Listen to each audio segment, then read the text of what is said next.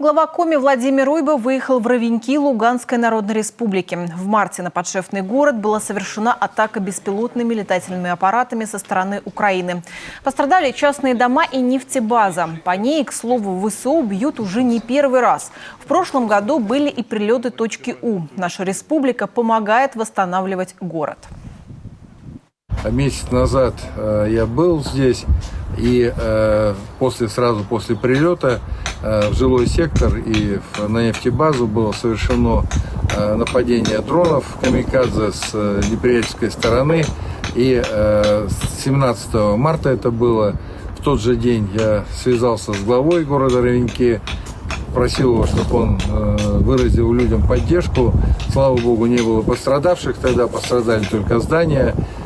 И заверил, что в начале апреля мы начнем восстановительные ремонтные работы, что сейчас и происходит. По каждому дому собрали смету, собрали пожелания людей, что необходимо восстановить. И вот сейчас эти ремонтно-восстановительные работы идут полным ходом, поэтому слово, которое мы дали жителям Ровеньков, не бросать их в трудную минуту, всегда поддерживать, республика выполняет. Также Владимир Уйба побывал в Черноморской Зорьке. Это санаторий республики, который находится в Анапе. Он начнет свою работу с начала июня. Как отметил глава Коми, в этом году здесь проводятся грандиозные работы. Центр готовит к круглогодичной работе. До сих пор центр работает только в летний период, что, в общем, понятно, что мы теряем очень большое количество смен для отдыха детей, поскольку понятно, что Анапа – это вечный, круглогодичный курорт. И с декабря этого года центр переходит на работу круглый год.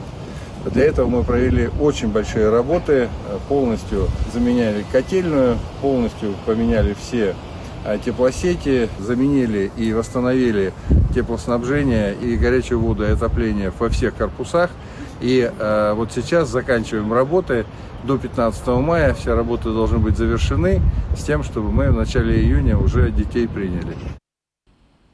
Как отметил Владимир Уйба, мы продолжим развивать санаторий «Черноморская Зорька». В его развитие будут вложены дополнительные средства. Все для того, чтобы отдых наших детей был комфортный, безопасный и круглогодичный.